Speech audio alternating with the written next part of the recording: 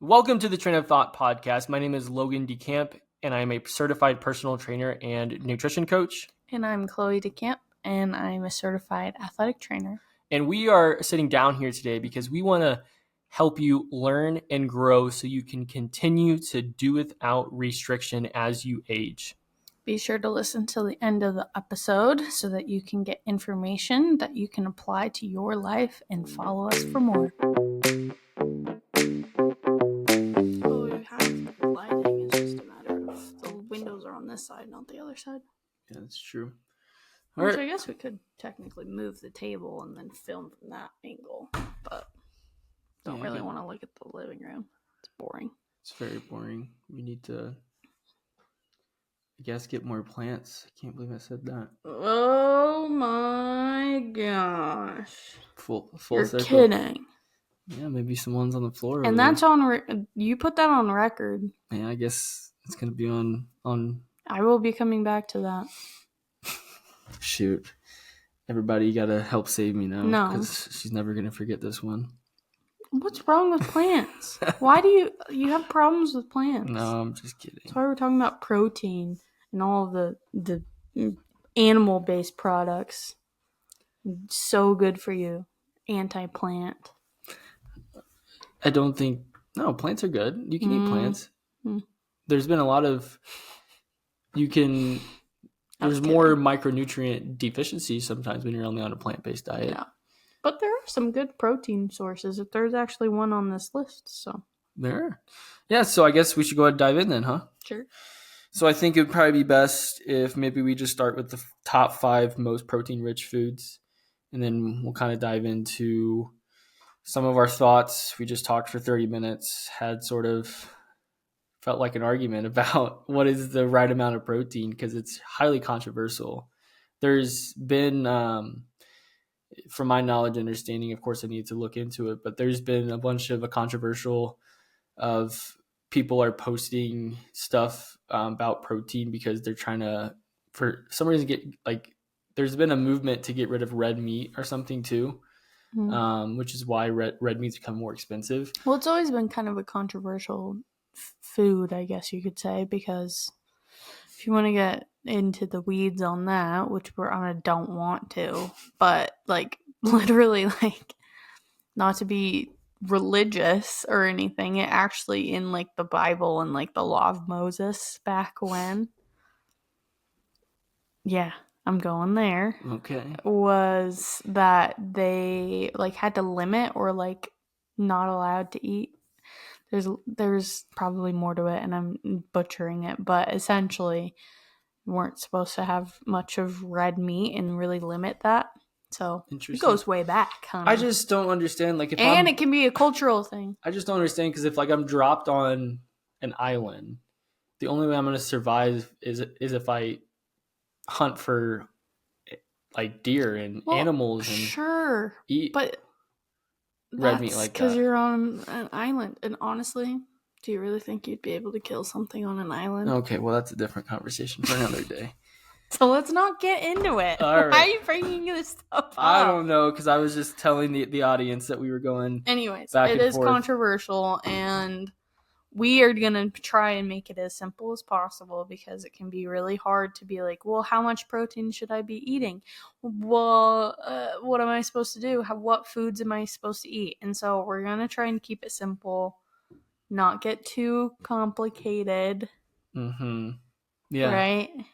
And then, why are you looking at me? Because we have to be on the same page here. All right.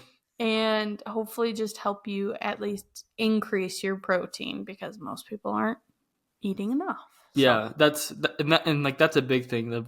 I think why I was going down a rabbit hole for 30 minutes is because I want people to make sure they're eating enough protein as well, because it's a common thing I see with our clients is they think they're eating enough protein and then they track it and it's not even close to where they should be, right? Yeah.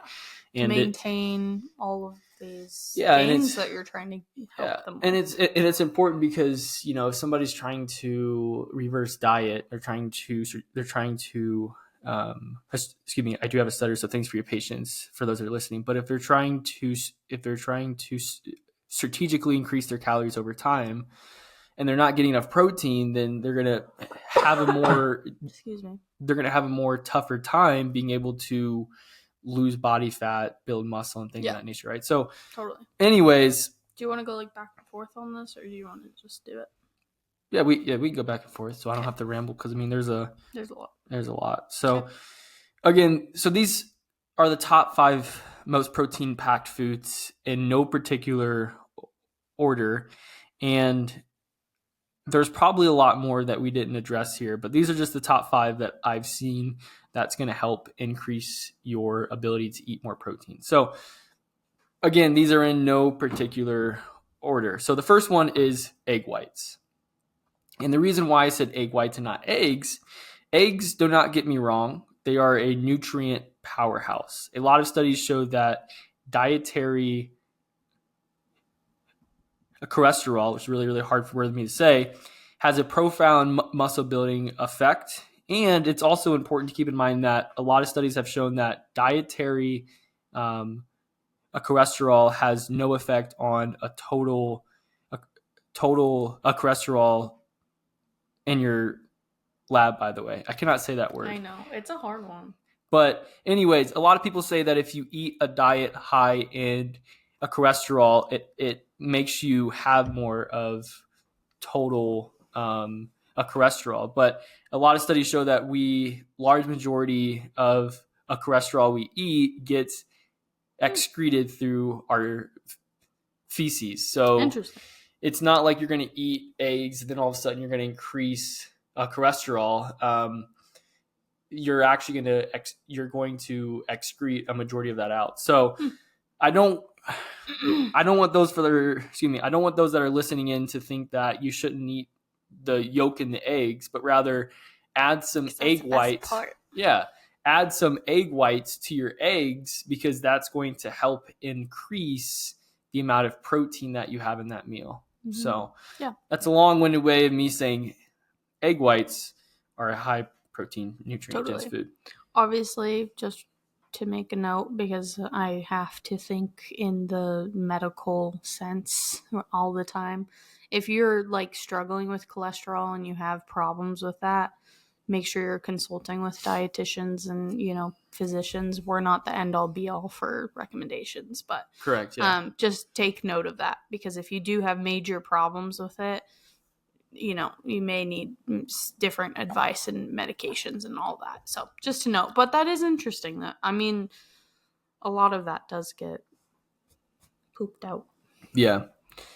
Do you want to do the second one? Yes. I wanted to talk about chickpea pasta, which is our little star plant-based food. It is. In this one. Super high in protein. I really like chickpea pasta. You have to make sure you're getting, check your labels and, get one that's pretty clean in terms of ingredients and stuff. That's with like anything. But while it's a little bit higher in carbs, it's packed with protein and soluble and insoluble fiber. Soluble fiber helps lower cholesterol naturally if your levels are high. And fiber, sorry, my throat. It's okay. She said that word so much better than I could, by the way. That's okay. I don't have a stutter, babe. I hate that word so much. I know. That one's... Well, it also looks weird. Like, if I was learning how to read, I'd be like, what the hell even is that? Yeah. Anyways, so soluble fiber helps lower a cholesterol, though, which is important. Yes, I think people want to... Naturally. Yeah, naturally. So go ahead, continue, please. And fiber generally keeps us... feeling full for longer and keeps things moving through our GI tract and help our oh my gosh, now I'm boost our gut health. That was good. I don't know. I like flipped those words. I was going to say help our gut boost or something. Interesting. But if you can handle like the extra carbs in chickpea pasta, and calories in your plan and stuff, it's not only protein dense, but pretty good nutrient powerhouse. And I want to say Trader Joe's has a new chickpea pasta that is really good, and it reheats really nicely. And I just tried it last week. I really liked it. Interesting. But there's like the Bonza kind of made it popular, and Barilla kind of Yeah. is like that big pasta brand, and they have one too. That's what you use, right? Yeah. I mean, again, There's a ton of them, but when it comes to a chickpea pasta, you do have to be on more of a cautious side, because just eating 4 ounces, I think, is like 80 grams of carbs. yeah, something It's like super that. high in carbohydrates, but it's also super high in protein and fiber as well too. Which fiber, I didn't mention it in the notes, but a lot of people struggle to get enough fiber in their diet, right? And fiber is gonna help you stay more satiated, which being able to eat a diet high in protein will as well too, and it's also going to help boost your gut health as well. So it's a super nutrient rich food that is really just going to be able to allow you to check the box on a lot of different areas as well too. And then the next one, number 3, Greek yogurt. It's pretty plain and simple. This is personally my morning a staple. It's quick and easy, and it's super easy to make sure you can get enough protein in your breakfast by being able to consume Greek yogurt. I mean, doing like 200 grams of Greek yogurt in the morning is like, I think 30 grams of protein almost, are 25 grams of protein around there. So super easy. It's not really expensive either, and it's a staple. And if you are somebody who is lactose intolerant, can't really do dairy, there is more of a dairy-free option for Greek yogurt, right? Because don't you do like a lactose-free? Well, yeah, so I do coconut based, and then there's other ones, but they're not very high in protein. No, they're a little bit lower. Yeah. Okay, so what I do, because I eat yogurt pretty often, but I use Trader Joe's or not coconut, it's cashew yogurt, and it's plain, so it doesn't have any added like sugars and stuff, but it still has like those gut helping bacteria that kind of makes yogurt. So that's another thing. Yogurt has, those probiotics, I guess, right? But what I do with my yogurt, I add my vegan protein, just like 1 scoop, and then I mix it up. Obviously, I mean, we can get into the weeds about like the whole proteins and whole food proteins versus like the supplement type of proteins with the powders. But in my case, because I try to avoid dairy as much as possible because it doesn't like me, that's what I found helps, is just adding protein powder to it and mixing it up. And nice. I usually just do vanilla, but you could probably find different flavors that you like and add your fruit and granola or nuts or whatever. Delish. I love it. I'll probably talk on the next one because it's gonna be. What's your favorite? It's gonna be controversial too, so we'll see where this goes. What is wrong with you? I guess protein in general is just highly controversial. I guess it's just so dumb. But yeah, I don't know. So number 4 is grass-fed beef. His favorite. I'm a sucker for grass-fed beef. Not only is grass-fed beef have more omega-3 fatty acids that are anti-inflammatory, but it's also rich in iron, zinc, and selenium. Yeah, thank you. Which are all great at supporting your thyroid, which is your master regulator of your metabolism. So grass-fed beef, not the original beef you find, because that is more of a grain-fed. The cows feed on grain, I believe, right? Well, I wasn't sure if it's wheat or grain. Man. Is it? Wheat is a grain. Okay. Yeah, duh. Hello, my brain's not all the way there. Oh my God. Anyways, so that means the regular beef you find in stores is more pro-inflammatory, and it doesn't have as much omega-3s. Yeah, it's not as nutrient dense. It's not as nutrient dense because grass-fed means that they're just chewing on grass. Yeah. So technically, it's plant-based. Just kidding. Funny. It's a joke. But I know some of you are maybe worried about the saturated fat in beef. Now, again, this is going to be controversial. Some meta-analysis studies, and again, there's going to be science and both departments saying, yes, it does, no, it doesn't. But some meta-analysis have confirmed that saturated fat is not associated with risk of a coronary heart disease and a cardiovascular disease. Now, the reason why that is because many chronic diseases, including a cardiovascular disease, is excess body fat. And as you can imagine, if you have a lot of saturated fat from fast food, because that's where a majority of saturated fat comes from, you're probably going to gain body fat. That now excess body fat causes problems like insulin resistance, which opens up a bunch of other problems like a cardiovascular disease, type 2 diabetes, and a lot more. Mm-hmm. Now, yes, we don't want to consume a large majority of saturated fat, but I don't know of anybody who is eating a crap ton of grass-fed beef and is gaining a bunch of body fat from that. Because if you eat a bunch of lean ground grass-fed beef like that, it's going to keep you very satiated, versus if you go out and eat a bunch of fast food that's super high in saturated fat, that has more calories. Over time, you're going to put on body fat, and that excess in body fat is going to then lead to a risk of heart disease. Interesting. That makes sense. I mean, yeah, like I think a lot of the early studies that we've based a lot of our nutrition on kind of becomes a little bit problematic, because, and that's why things are controversial now, because it's like, well, that old study that we've based everything in terms of the American diet isn't entirely accurate. And especially now today that we have such a high volume of these fast food like options, and just like food is crazy right now, and like super honestly unregulated, and there's, just craziness going on, right?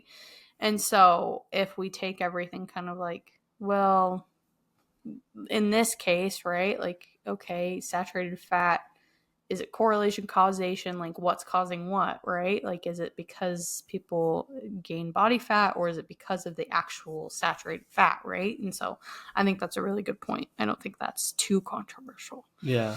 And it's honestly, I'm excited to see what comes from like nutrition studies and stuff like this, because it's important that we keep growing and finding more out so that we can better our diets and stuff. Yeah, I just wanted to point that out because, I mean, again, there's been this whole thing to get rid of red meat that a lot of people are trying to push, and I think if we look outside the scope here, and we just realize that what is the food people are consuming, mm-hmm. what's the quality and the quantity, we can often realize it's an overconsumption and fast food that's super mm-hmm. high in saturated fat versus, and I mean, that tiles all the way back to the fact that like the cows feeding on grain is the cheapest option, so that they can get plumped up, so that they can butcher them, and then their meat is ready to go fast. That's the whole. That's part of the whole point of them eating that way. Grass fed is so expensive because it's not cheap to have a big old pasture. Sorry. And feeding awesome. Cows. Having cows just eating all the time, that's not cheap, and whatever. So like, yeah, whatever. I mean, a grain-fed beef is super high in omega-6, like I just talked about. Yeah. And you being chronically inflamed is going to lead to you gaining more weight. Mm-hmm. So if you're consuming a diet high in a grain-fed beef versus grass-fed, it's more likely that you might potentially, I mean, of course, sleep and activity and all that stuff that plays in the role, but there's potentially a higher likelihood that you're more inflamed, whenever you eat a grain-fed beef because of the omega-6. Yeah. Take note if you feel really gassy after eating grain-fed versus grass-fed. Yeah, 1,000%. Just take note. See how you feel. Yeah. Check the difference, and maybe you'll see. Do you want me to hit the last one? Yep. Chicken breast. Everybody knows all the Gym bros love their chicken. But chicken breast is great. It's, I mean, cheap, it's inexpensive, it's low in calories, and it's really high in protein. Um, and it's easy to make a lot of meals with too. There's tons of options there. So Yeah, that's pretty straight and forward to the point there. When it comes to a chicken breast, and again, there's ways to make it where it's not so dry. But yeah, boring, those are the top 5 protein dense foods that you could be consuming in your diet to help boost your protein intake. Now, when it comes to the amount of protein, this is where we were going back and forth for a while. So typically what we tell our clients at Champ Camp is just eat your goal weight in protein. And the big reason why is you might have heard for a while, eat 1 gram per pound of body weight. But we've had some clients where they're a little overweight, let's say like they're 260 pounds. They don't need 260 grams of protein, but that client might want to weigh 170, 160. Okay, let's shoot for your goal weight. Now, that client might not eat that much protein, but from a psychological standpoint, if the bar stays high, they're more likely to eat closer to what they should be consuming versus being able to set a super low amount as well. And again, it's very controversial on what is recommended. A lot of people in the fitness space have attacked the RDA because they've set the bar a little too low. But I don't feel like we should really dive too deep in the weeds there unless you really want to. So, like, once again, our RDA is just the recommended daily allowance. That's just what it stands for, and it's based. I don't know who came up. I don't know what came up with it. I want to say it's like, one of those government programs or whatever, right? Yeah. I don't know what it is, but essentially the recommended daily allowance, RDA, that they came up with is 0.8 grams per kilogram of body weight.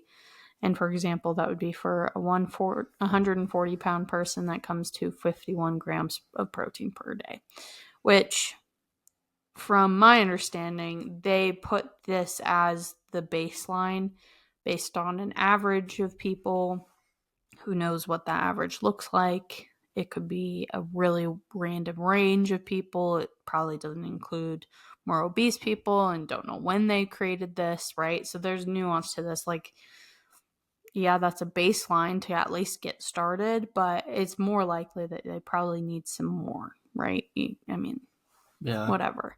And so that's something to just take note that, general recommendations are, general recommendations, right? Somewhere to start. But just wanted to make a note of the recommended daily allowance can be taken with a little bit of grain of salt, because it's like it could have been. It doesn't account for a lot of different variables. Exactly. There's just too much to go on. And that's where I think it'll be interesting in the next coming years to see like where the science goes with this, because I think it would be cool to see like, okay, let's actually up that. And yes, that's maybe the baseline for like the most basic functions of our body, but we could probably optimize that with even more. Like if we can get more protein, we're probably going to be even better with all of our functions of our body, because that's why we need protein. Amino acids are like the body builder of our body. Yeah, which we're going to dive into. Like, we should probably dive into it quick. Huh? Or we should probably just keep going. Yeah? Should we just go into like why do you need protein? Probably, yeah. Okay. Are you okay with that? I mean, I'm cool with that. We're just yapping. That's fine. Yeah, so at the end of the day, shoot for your goal weight in protein. Mm-hmm. So whatever your goal weight is, make sure you strive to eat that much in grams per day. Okay? Mm-hmm. Cool. So like, why should you eat protein though? Why is it important? Well, many, many different reasons. We will give you 5 different reasons today. There's probably a lot more that we didn't list here. The first one is pretty obvious. You've probably heard bodybuilders talk about this, but it's essential in building and repairing muscles. I don't remember the exact number off the top of my head, so please forgive me, but you have 8 to 9 essential amino acids. And we need to get some of those amino acids from the food you eat because they're essential because our body doesn't make them. Yep. The number is 8 to 9. I don't remember the exact number off the top of my head. And again, I probably knew them at one point in time, but I could probably tell you all of them at one point in time, but it is 8 or 9. And again, we need to get those from food because they are essential amino acids that our body does not make. This is why people that are on like a plant-based or like a vegan diet, they lack some of those essential amino acids, which is protein, because they're not getting certain foods in their diet that helps ensure that they're getting all of those, which by the way, this is way off topic, but EAAs that you see at a supplement store, you most likely don't need to get essential amino acids because you get them from your diet. That's just and that's where like the supplementing for people who are more on the plant-based makes more sense. You need EAAs. So they may need that. Yeah. But like the day-to-day who are getting their protein in and like from variable sources, like we said, like the chicken, the beef, whatever, right? Right. You're probably fine. Like it's honestly better to get all of your food. Sorry. You're good. To get your food from the whole food sources than rely on your protein shakes and your powders. But it's obviously for the day-to-day person, it's hard to get, okay, let me try and this one over here eats so much food. And it's like the day-to-day person may not be able to eat that much meat and protein, right? And so they may have to supplement with those things, just making sure that everything's cleaner ingredients and that you're doing yourself a good justice for, what you're getting. But I mean, that was kind of a detour there. No, but I'm glad you mentioned that because I tell people all the time that a supplement should be a supplement to your diet. Yes. Not something that is the majority of your diet. I mean, it's literally in the name. It's a supplement to your diet. So, and we'll probably talk about that honestly next time. Yeah, we can talk about supplements because there's only 4 supplements you really need, and then the rest are just a marketing scheme to get you to buy more money. So, buy more money, or excuse me, buy more supplements with your money. With your money, that's it. Did you want to do number 2? Yeah, protein. Kind of like we were just saying, it's a very filling macronutrient. If you were to go eat 8 ounces of chicken breast, which is a lot, you'll feel full. You're gonna be extremely full. You're gonna be full. That's why it's the foundation of weight loss. If you eat more protein, that equals more satiety, right? And it's less calories in the long run. And so, if you're eating a bowl with chicken and whatever, rice, whatever you have, veggies, you're going to feel pretty full after that and be like, oh, I actually don't really want that sweet treat over there in the cabinet. Yeah. And that's okay if you want a little one. But like at the same time, because heaven knows I do, but like at the same time, you won't be craving that because you're like, I'm full. I'm full from what I just ate and I feel like satiated. Yeah. Yeah, it's kind of it's pretty helpful. It's kind of like if you have a chicken sandwich from like a fast food place versus a grilled chicken breast that you made at home, and you were to eat one and then wait a couple hours and then eat the fried chicken sandwich. I guarantee the fried chicken sandwich is not going to be nearly as satiating as you cooking a whole chicken breast at home. That's going to be a lot more satiating because the fast food places are going to make it more not nearly as high in protein. They're going to incorporate more oils and things that are going to make you want to continue to eat more because like that's the way fast food places work, right? So, and satiating is different than tasting good. Correct. Make a note on that. Yeah, the fast food probably tastes good, right? But are you feeling full? Yeah. compared to that other thing. And there's ways to make it taste good at home. Like, I mean, we'll probably go into meal prepping on another one. Like, we both meal prep, and we've managed to find things that, like, oh, that tastes really good. And so Yeah. we do it at home, and it honestly tastes better than the fast food sandwich or Yeah. whatever to snag on the way. Yeah. Nope. You hit the nail on the head there. So thank you. Mm-hmm. All right. It increases. Excuse me. It increases a calorie burn when you digest protein. So I don't want to get too in the weeds here. I could talk for a while Obviously. on this, but I know. So there's 4 different ways that your body burns calories from your metabolism. You have your basal metabolic rate, which is in combination with your resting metabolic rate, which is the amount of calories you burn at rest. And then you have your net, your non-exercise activity thermogenesis. This is the calories you burn from all things that are not exercise. And then you have your EAT, which is exercise activity thermogenesis. This is the calories you burn from working out. And then you have TEF, which is a thermic effect of food. And this is the amount of calories you burn when you digest food.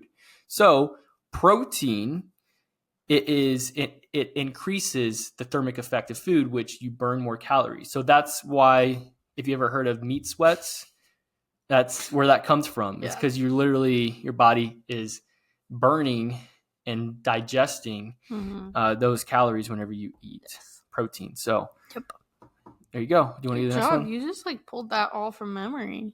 You're smart. Well, I talk about that one a lot. Well, I know, but I was like, where's the notes on that? Yeah, that was all off the top of my head got there. Big brain. Oh, I just clicked out of it. Well. Gosh darn it. You go. Oh my gosh. It was aggressive. Okay. No, wait. I can do it. All right. When protein is paired with a carbohydrate, it helps regulate blood sugar better. Yeah.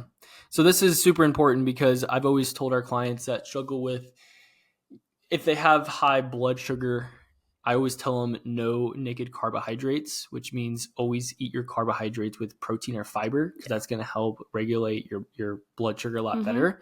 So if you're somebody that is struggling with high blood sugar, think to yourself, no naked carbs. Each and every single time you eat carbohydrates, make sure you have protein and fiber that go with it. And there's like a ton of physiological details of why that works, and I could probably get into that, but I don't remember it.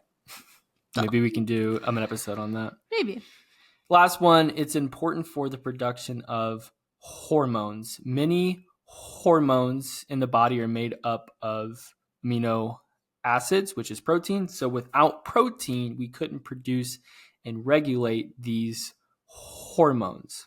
Yes. And again, that's just naming a few benefits. And I also want to say here, the last thing before we end, I've seen a lot recently with our clients, whenever they eat a diet high in protein, they have a less tolerance and cravings for sweets and desserts. And the reason why and how that's possible is because they establish what a new normal is supposed to feel like. A diet high in protein typically leads to an increase in fullness, which we talked about, which is going to cause you to eat less sweets and sugar. And as a result, you are going to start feeling a lot better. And then you're going to start to notice, oh, hey, as soon as I eat that snack, a cookie, whatever it might be, I feel like my gut is off. I feel a little bit groggy. And you start noticing those things. And then you start to notice how food makes you feel, to the point you don't really crave those sweets as much. Yep. So, yeah. There's nothing wrong with the sweet treat. No, there's nothing wrong with it. It's just a matter of limiting the amount, right? And so just making sure that we're hitting our goals. And if your goal is to, I want to limit my sweet treats, then here's a great way to do it. You know what I mean? So, yeah. And it's better for you long term anyways, with all these other benefits, hormonally, your blood sugars, your energy, will all improve. Yeah. With hitting your protein. Couldn't agree more. So, safe to say, eat your protein. And is there anything else we didn't touch on? Cool. So, if you guys have a question, please feel free to message us. There's a description down below that will tell you how to do so, and we will be more than happy to get a answer to that question. My stutter. Thank you for your patience. Anyways, enjoy the rest of your day, and we'll be in touch soon. Peace. Bye. Bye.